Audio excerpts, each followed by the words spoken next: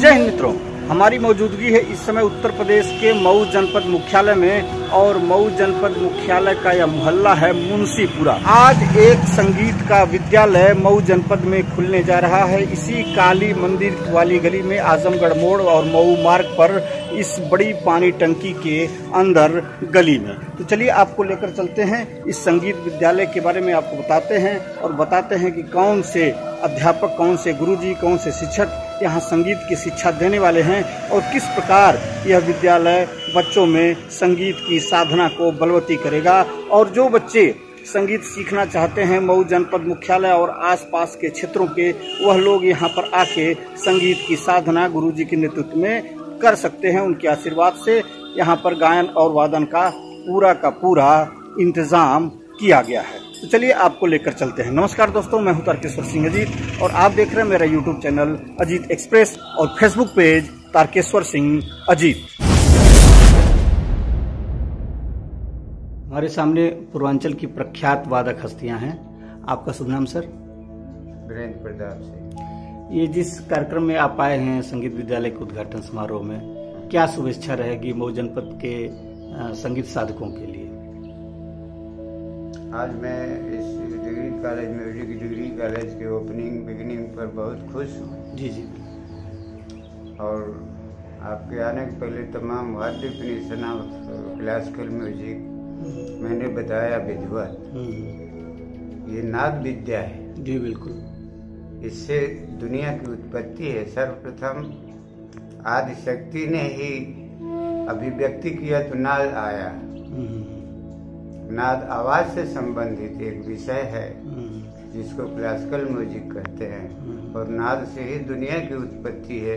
ये साधारण विषय नहीं है। बिल्कुल। पखावत देववादी यंत्र है जिसको नारद जी ने बजाया, भोले बाबा ने बजाया, गणेश जी ने बजाया। जैसी मेरी अल्पज्ञता है, कुछ लोग कहते हैं कि उसकी उत्पत्ति वेद से है। वेदों किसी वेद से भी संबंध है? ऋग्वेद से। जी जी। ऋग्वेद, अथर्ववेद, यजुर्वेद, सामवेद। सामवेद जो है संगीत से ओतप्रोत भरा हुआ है और जिसके भोले बाबा प्रवर्तक हैं।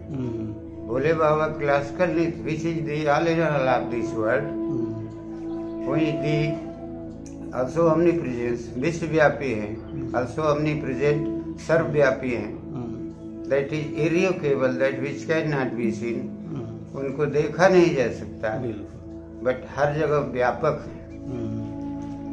अब वो क्लासिकल म्यूजिक, एक संगीत का मतलब होता है, one telling you that what definition of classical music, वादन, गायन और नृत्य, ये तीनों का जब सामंजस्य आपस में आदान प्रदान होता है जी जी तो संगीत।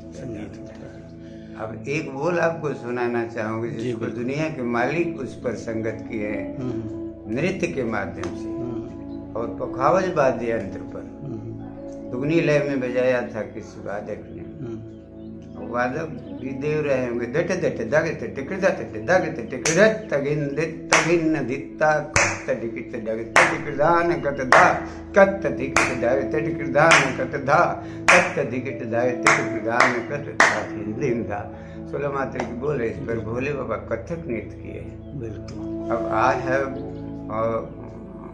What you asking to me, हमसे क्या पूछना चाहते हैं आप पूछिए। तो भगवान दुनिया के मालिक ही संगीत से ओतप्रोत है, सामवेद से उत्पत्ति है इसकी। आपका शुभ नाम सर? संतोष कुमार द्विवेदी। का पूरा परिचय? मेरा घर बस्ती है, मऊ जनपद का रहने वाला हूँ। जी जी। संगीत साधना में बचपन से ही लगे हुए हैं और इस क्षेत्र के प्रख्यात तबला वादक रहे हैं और सनबीम स्कूल मऊ में म्यूजिक टीचर भी हैं। तो यहाँ जो ये विद्यालय है, तो मऊ में संगीत की साधना काफी वर्षों से चल रही है। बहुत सारे गुरु भी हैं, बहुत सारे शिष्य भी हैं, बहुत आगे भी चले गए। तो क्या शुभकामना देना चाहेंगे, किस रूप में यहाँ संगीत की शिक्षा दी जाए कि कुछ अलग हो, कुछ अच्छे लोग निकले बाहर जाके? पूरी सृष्टि परंपरागत में जो है स्वर से संबंध रखता है। जो ईश्वर है, जो स्वर चल रहा है, यही ईश्वर का स्वरूप है। जी बिल्कुल। और संत और साधक दोनों इस ईश्वर की परिकल्पना को अपने अभ्यंतरिक भाव में जो उसका स्वरूप स्वर्णित होता है उसको देखने का प्रयास करते हैं और अपने बाह्य कर्मकांड में उसको उद्घोषित करते हैं, मतलब निरूपित करते हैं, बिखेरते इसका उद्गम स्थल मतलब स्वर रहा है, संगीत रहा है। तो ये क्रिया में अगर ये लोग मतलब जो है इस संस्था के माध्यम से बच्चों को जो निरूपित किया जाए और उसकी सिस्टम बाई सिस्टम जो उसकी साधना को प्रफुल्लित किया जाए, तो कार्यक्रम जो है संगीत का और इस विद्यालय का और इस क्षेत्र का, इस जनपद का, इससे जो है कि बहुत ही सुंदर जो है कि कार्यक्रम इसका संपादन होगा, जो कि इससे बच्चे निकल करके सीख करके और अन्यत्र बाहर विद्यालय में, संगीत के विद्यालयों में जाकर के अध्ययन बढ़िया से करके और पूर्णता को प्राप्त करने का प्रयास कर सकते हैं। कुछ विद्वजन कहते हैं कि संगीत भी भक्ति का एक मार्ग है। कैसे इसको परिभाषित करें? भाई संगीत से, स्वर से ब्रह्म का संबंध है और भगवान ने कहा कि मैं वेदों में श्याम वेद हूँ, और चाहे कितना हूँ भी व्यक्ति अपने बाह्य कर्म कांडों से दूषित हो और संगीत के सागर के पास अगर वो खड़ा हो जाता है तो जो उसकी जो शीतलता है, जो आभा है, उसको कन्वर्ट कर देती है। वो आदमी उसी में वो जो लय हो जाता है, क्योंकि पूरी सृष्टि का संबंध जब उस स्वर से ही है, तो कहीं न कहीं उसको स्वर जो है टेकअप करेगा, आच्छादित करेगा, जिसके माध्यम से वो निरूपित उसमें लयवान्वित हो जाता है। तो संगीत का यही संबंध रहा है और ये विद्यालय बाबा विनोद सिंह चला रहे हैं, हम तो बहुत प्रसन्न हुए हैं। और कई विद्यालयों में हमने संगीत दिया है, संगीत किया है, लेकिन उनकी इच्छा बने, उनका चलो भाई ठीक है, बड़ी अच्छी बात है, हमको भी जितना समय मिलेगा उतनी आपकी सेवा दे देंगे। जितना मैं जानता हूँ कि आप लोग बाल सखा भी रहे हैं, तो अभी भी संगत बरकरार है, बड़ा अच्छा लग रहा है। संगत बरकरार भी है, बाल सखा भी रहे हैं और उनके साथ हमारा स्नेह भी रहा है। पूरा क्षेत्र जानता है, पूरा जनपद जानता है। बिल्कुल बिल्कुल। इन दोनों मूर्तियों का मतलब अक्सर विशेष करके संबंध रहा है। हम भी थोड़ा सीखे तो गुरु महाराज जी थे गुरादरी के पूर्व महंत जी, स्वतंत्रता संग्राम सेनानी महंत जगन्नाथ दास जी, 114 वर्ष प्रशांत सर जी। तो वो एक चीज कहते थे बच्चों को, हमें भी बार बार कहते थे कि एक ही साधे सब सधे, सब साधे सब जाने। तो क्या रोल है इस उनके एक लाइन की कहावत का, अगर आप उसका विश्लेषण करना चाहें सर? मैं इस पर बोलना चाहूँगा जी। किसी एक विषय में गूढ़ता प्राप्त करने के लिए कठिन परिश्रम की जरूरत है। हम थोड़ा गायन भी कर लें, थोड़ा वादन भी कर लें, हर जगह दिमाग रहे, सब अपूर्ण हो जाएगा। और एक विषय की साधना से महारत हासिल होता है और सुरों के माध्यम से वाद्य डेफिनेशन ऑफ क्लासिकल म्यूजिक है वन टेलिंग यू सारे गामा पधा निशा, 7 सुर होते हैं। सा की उत्पत्ति साकार ब्रह्म से है, सामवेद बोलता है। जी जी।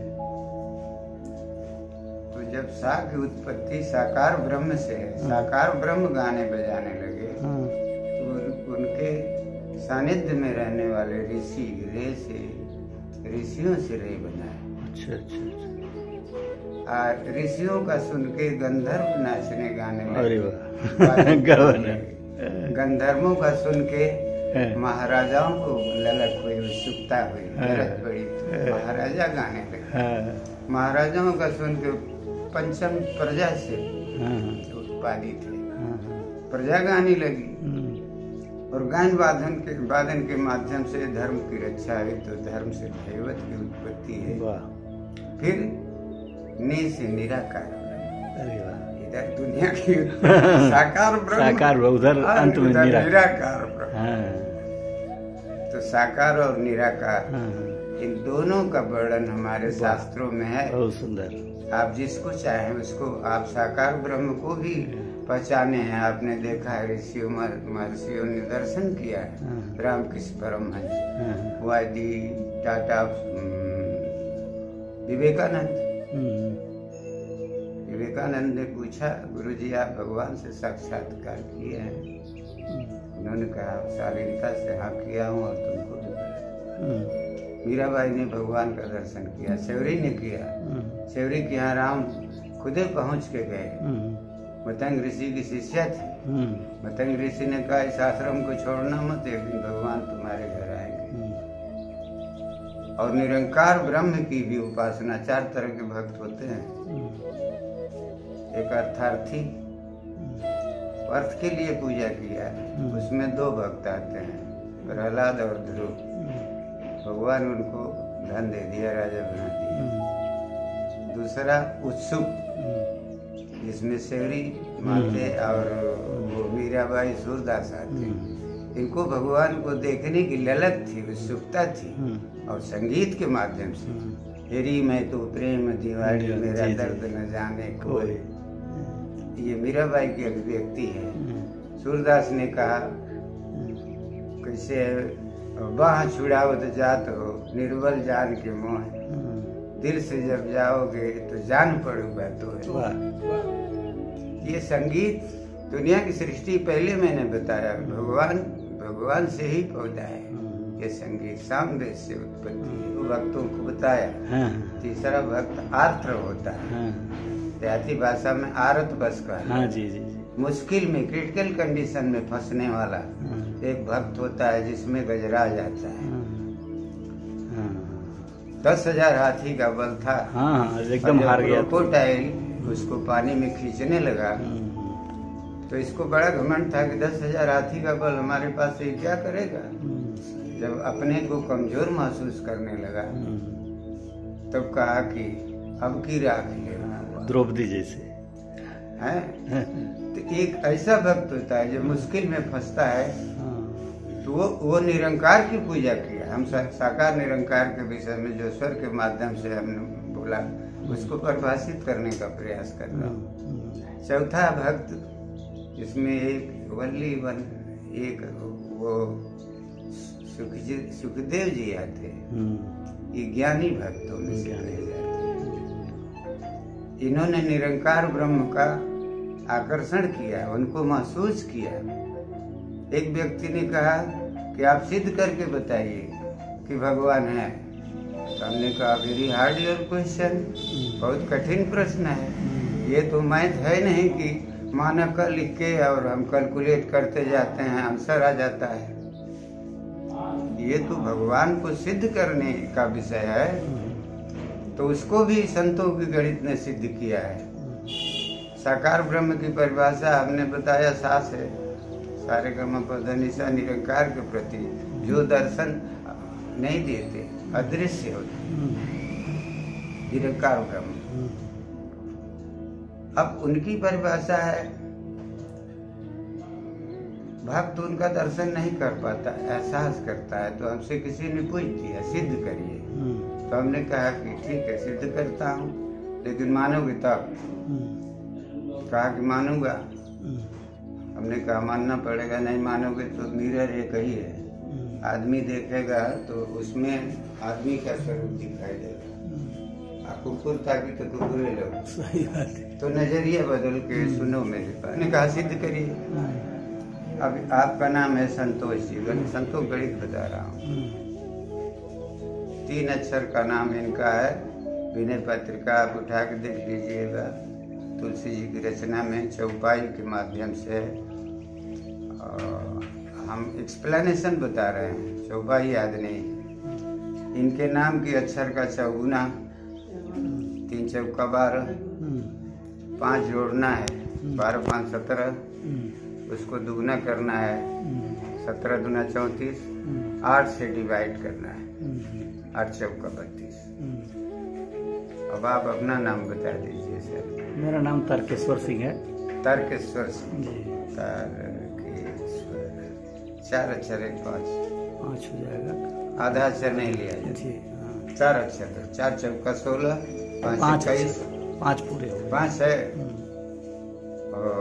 5 चौका 20, 5 25, दूना 50, 8 छक्का 48।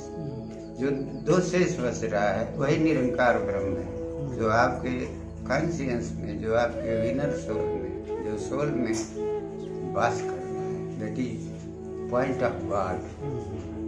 वो आत्मा भगवान का अंश है, वो निरंकार ब्रह्म को आभास करती है, क्योंकि वो दिखते नहीं।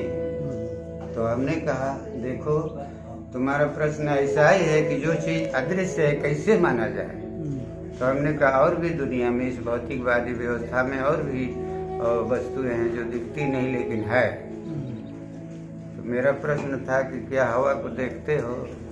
कहा नहीं। हमने कहा मानते हो कि नहीं? तो कहा कि नहीं। तो हमने कहा कैसे मानते हो?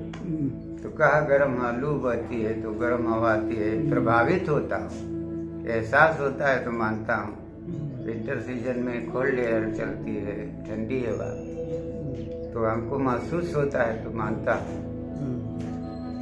उसी तरह से प्रकाश भी अदृश्य है, प्रकाश दिखता नहीं, प्रकाश से जो चीजें प्रकाशित है हम उसको देखते हैं। बचपन में पूज्य पंडित देवनाथ जी से भी कुछ सीखने का अवसर मिला, आप लोगों का ज्यादा सानिध्य रहा होगा।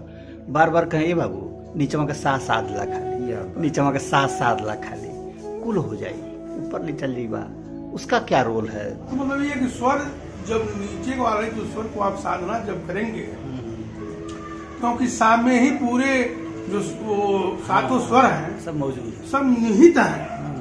और उसकी साधना जब होती हो तो और जो छह है उनका जो अनुभूति होती है, क्योंकि अनुभूति विषय है, साधक विषय है, और जब सब अंदर से ज्ञान हो जाता है। ज्ञान होगा, क्यों नहीं होगा? क्योंकि आत्मनो परमात्मा मध्य नाश को संवेदन है। उनका जो तारतम्य जो लगा हुआ है, शेड्यूल जो है उनका लगा हुआ है। अगर व्यक्ति से अगर जैसे क से अ को नहीं निकाला जा सकता है, बिल्कुल बिल्कुल उसी तरह, क्योंकि अ से अ तक स्वर होता है और क से क तक व्यंजन होता है। तो अगर स्वर को व्यंजन से अलग नहीं किया जा सकता, उसी तरह से इस जीव को उस परमात्मा से नहीं अलग किया जा सकता है। अगर विच्छेदन करेगी तो उसका अस्तित्व नष्ट। बहुत बहुत आत्मिक धन्यवाद, बहुत बहुत साधुवाद। आप सुधीजनों से मिलकर ऐसा नहीं लगा कि हम लोग संगीत की कक्षा में बैठे हुए हैं। संगीत, भक्ति और सारा कुछ यहाँ सीखने को मिल रहा है माँ की कृपा से। और आप सभी लोगों का बहुत बहुत धन्यवाद, बहुत बहुत आभार। निश्चित रूप से यहाँ आके विद्यालय के बच्चे कुछ अच्छा प्राप्त कर सकेंगे। बहुत बहुत धन्यवाद।